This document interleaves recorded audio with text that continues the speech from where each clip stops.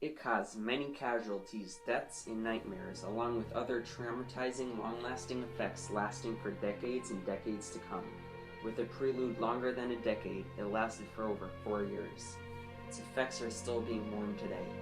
It was a major event that many think of as disastrous and gruesome, but historians and political experts can agree that it brought this world to a better state today. This colossal conflict is known as World War I. We're all familiar with the horrors of the Holocaust during World War II. You've probably learned about how the radical anti-Semitism, also known as anti-Judaism, promoted by the Nazis led to the intense persecution and murder of millions of European Jews in the late 1930s and early 40s. However, what you may not be as familiar with is how these anti-Semitic attitudes were greatly affected by World War I. Today we're going to be talking about how the First World War was the catalyst that allowed pre-existing anti-Jewish attitudes to intensify and lead to even more appalling events. Okay, let's start from the beginning. What was the general attitude towards Jews before the war?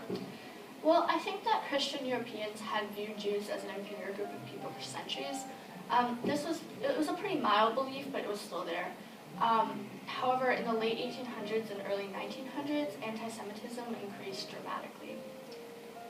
So how did these beliefs affect Jews before the war? Was it merely a philosophy, or was it a force that led to violence? Yeah, I think that the spike in anti-Jewish sentiment during the 1870s did lead to increased public violence and discrimination. One pretty famous example of this is the 1871 Dreyfus Affair. I'm sure you've heard of Alfred Dreyfus, who's this Jewish French army captain, and because he was Jewish, he was accused of passing information to the German government during the 1800s. So at the time, anti-Jewish sentiment was so widespread that no one defended him and no one spoke up when he was sentenced to life imprisonment. Wow. And it was a completely unfair trial too. So it's unbelievable. Yeah, and even further, the incident was exploited by the French media to show that Jews were part of a conspiracy to take over the government, which was a pretty common idea at the time. So Jews were subject to a lot of incidents like this, as well as oppressive laws. They were also the victims of really terrible violence in Russian programs and a lot of destruction of their personal property as well. So these occurred pretty often in the late 1800s and early 1900s leading up to World War I. And the worst part about these pogroms is that they were encouraged, or at least not prevented, by the Russian police. And so Eastern European Jews were constantly living in fear of violence. So as you can see, pretty clearly, European hatred of Jews was pretty widespread before the war. It's very intense too. Yeah, so that obviously created a very hostile environment and a very, a prime environment for increased persecution during and after the war. But this hostile environment was not enough to lead to the horrors of the Holocaust. So what happened in World War I that changed anti-Semitism? We introduce our second historical expert, Timothy Schaefer of Germany, to answer this question. Tim. Thank you. Anti-Jewish attitudes were greatly amplified through misconceptions and stereotypes that were developed in Germany. After Germany lost the war, Jews were blamed for the loss. Jews were accused of working against the military, spying, and avoiding the front line. Now, was this something that they actually did, or was it just a myth or something? Well, these accusations were untrue. In August 1914, the leading institutions of the German Jewish community had endorsed a patriotic cause, they supported Germany, according to History Today. In the ensuing conflict, 100,000 German Jews enlisted. However, in Mein Kampf, Hitler claimed that they had completely avoided frontline service. Jews were dismissed from public service and excluded from German citizenship. Was there any resistance to anti-Jewish attitudes, and was it effective? I'm glad you asked. Actually, the second president of Germany, Paul von Hindenburg, had strong opinions that Jewish soldiers should be appreciated. According to President Paul von Hindenburg, anyone good enough to fight and die for Germany should be exempted from the 1933 law, which removed Jews from public service. In July 1934, Hindenburg also insisted that a new war medal be awarded to all ex-servicemen or their surviving relatives with no racial or religious exceptions. He protected the Jews from the anti-Jewish attitudes that were present at the time. However, when he died in August 1934, there was no more protection for Jews. Anti-Jewish attitudes returned with full force, and you can see how even the leaders did not have enough influence to stop the anti-Semitism. So it was just that single man that had a big influence on the resistance for anti-Jewish attitudes? Well, he was the president at the time, but you see, he didn't really have a lasting impact. Yeah, because as soon as he died, other people had more power, and they just let the anti-Jewish attitudes continue. So far, we have mainly discussed the anti-Semitic attitudes towards Jews in Europe. However, many of those same attitudes, beliefs, and actions also took place in the United States. Before the war, these attitudes were not much of existence due to the lack of a Jewish population in America. Only 0.5% of the American population was composed of Jews. For this reason, people did not see Jews as a threat. Starting around 1810 all the way up to 1914, large masses of Jewish immigrants began to migrate to North America. Their hopes of living a better life turned impossible. Come 1914, 10% of the population was Jewish. Now was the time that Jews were seen as a threat to Americans. But why? Aren't they no different than the rest of the people? Today, with the rights of religious freedom, yes. But to the people of World War I, this was not the case. They saw the Jews as good and were given the label of success and hard work.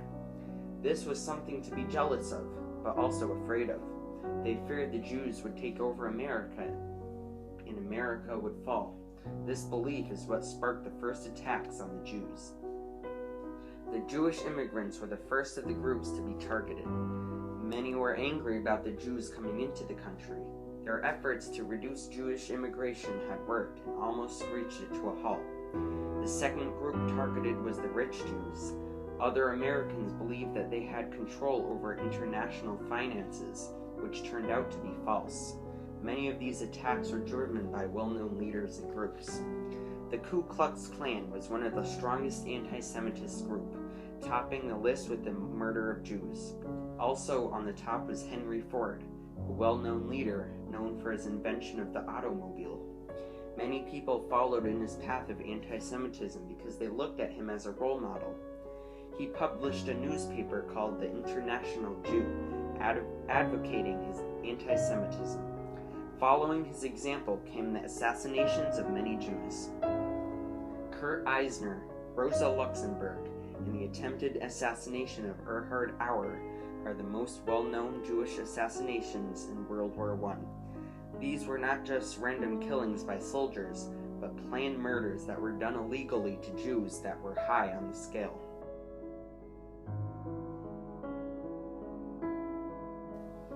Anti-Semitism was rampant in Europe during World War I, and it only got worse from there in the years and even decades immediately after the war. Germans in particular increasingly saw Jews as second-class citizens, and now, due to the post-war unrest and humiliation Germany experienced, this war was demonstrated in more and more violent and vocal ways. Do you get the sense that anti-Semitism was different after World War I ended? Well, I definitely do. I think that anti-Jewish sentiment was expressed much more openly after the war. Now, anti-Semitism wasn't just an underlying belief. It was a driving force behind the public opinion and therefore politics. The atrocities committed against Jews were also more frequent and violent in the post-war era. Can you point to any specific events after the war where the influence of anti-Semitism was shown? Well, one major event was the assassination of Jewish German Foreign Minister Walter Rothenau on June 24, 1922. Not only was he killed by an anti-Semitic group, but prior to his death he had received repeated threats focused on his Jewish heritage, and it was common for people to chant things like "dirty Jew" at him. The important thing to realize about this is that it was celebrated in the media and by many Germans, particularly those with strong nationalistic views. Anti-Semitism was intertwined with nationalism during and especially after World War I. German nationalism was based on the idea that Germany and its native people were superior to all other countries and races, specifically Jews. Therefore, at the time, anti-Semitism was inherent in German nationalism. So, Dr. Gerlach, how do you think that anti-Semitism fed into German nationalism after the war? After Germany's humiliating loss of the war, it was desperate for some of the blame. And because Germany was unified so late, not until 1871, it was always under increased pressure to be a more nationalistic empire. So it's easy to see how most Germans couldn't accept that their beloved fatherland had lost the war on its own, Yeah. So because there was a centuries-long tradition of European anti-Semitism, Jews were definitely a really easy scapegoat. And this gave rise to the stab in the back myth, which would falsely accuse Jews of a lot of treachery, That's awful. of losing the war intentionally and things like that. So, in addition to this, in order to stir up nationalism among citizens, politicians after the war would exploit the widespread anti-Semitism for their own purposes.